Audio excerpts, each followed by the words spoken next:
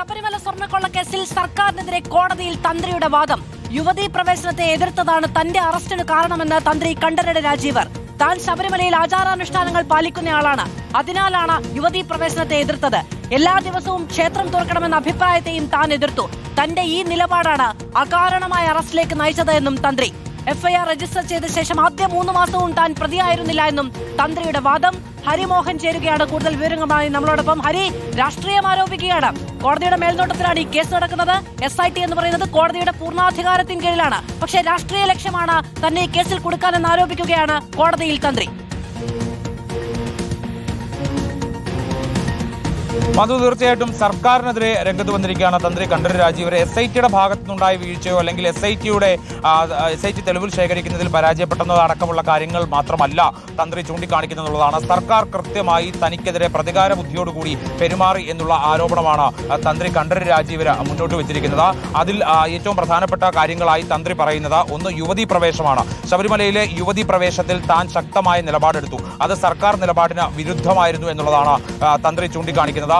ആ നിലപാടെടുത്തതാണ് സർക്കാരിന് തന്നോട് പ്രതികാരമുണ്ടാകാനുള്ള, പകയുണ്ടാകാനുള്ള കാരണമെന്ന് തന്ത്രി പറയുന്നു.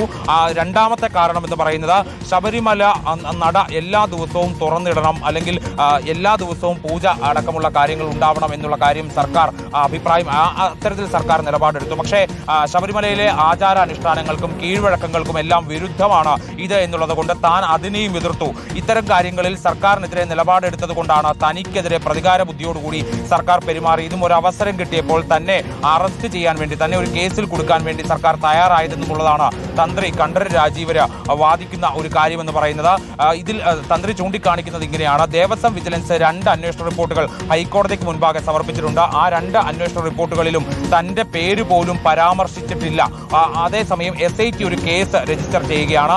ആ കേസ് രജിസ്റ്റർ ചെയ്ത് 3 മാസം പിന്നിടും വരെ തന്റെ പേര് ഈ റിപ്പോർട്ടുകളിലൊന്നും തന്നെ ഉണ്ടായിരുന്നില്ല. താൻ പ്രതിയായിരുന്നില്ല.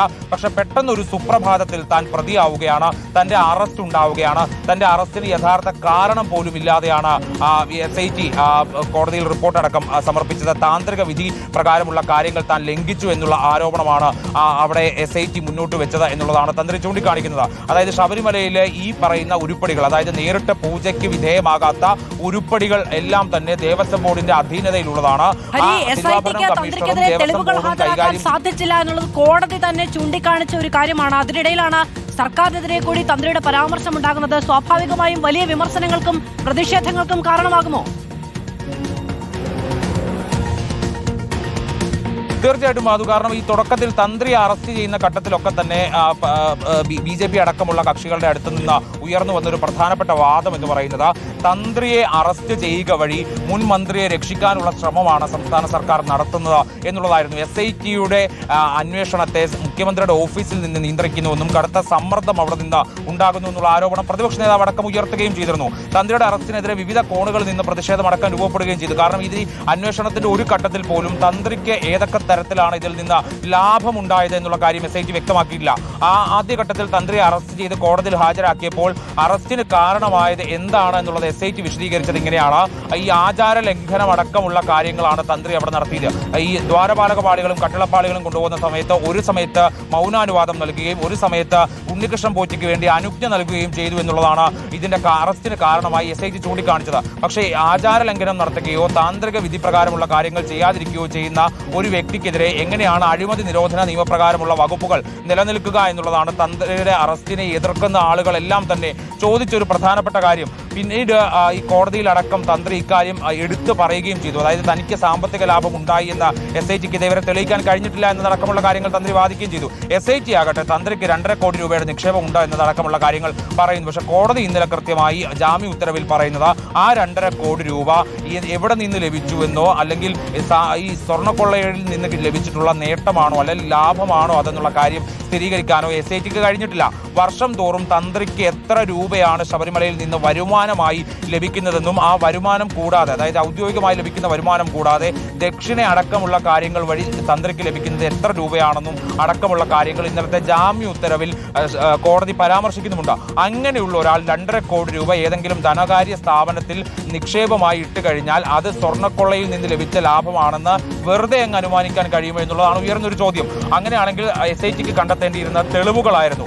വിവിധ ഘട്ടങ്ങളിൽ ഉണ്ണികൃഷ്ണൻ പോറ്റിയുമായി തന്ത്രി ബന്ധപ്പെട്ടിട്ടുണ്ടെങ്കിൽ ആ തെളിവുകൾ കൂടി SITക്ക് ഹാജരാക്കേണ്ടിയിരുന്നു. പക്ഷേ ഉണ്ണികൃഷ്ണൻ പോറ്റിയുമായി ഒരു തരത്തിലുള്ള ബന്ധവും സ്ഥാപിച്ചെടുക്കാൻ SITക്ക് കഴിഞ്ഞിട്ടില്ല എന്നുള്ളതാണ്.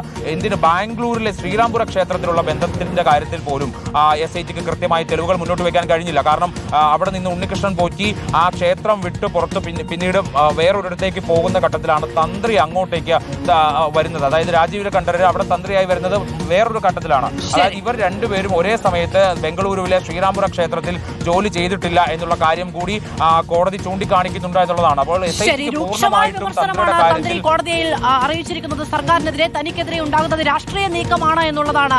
യുവതീ പ്രവേശനത്തെ അനുകൂലിച്ചില്ല. എല്ലാ ദിവസവും നട തുറക്കുന്നതുമായി ബന്ധപ്പെട്ട് തനിക്ക് വിരുദ്ധാഭിപ്രായം ഉണ്ടായിരുന്നു.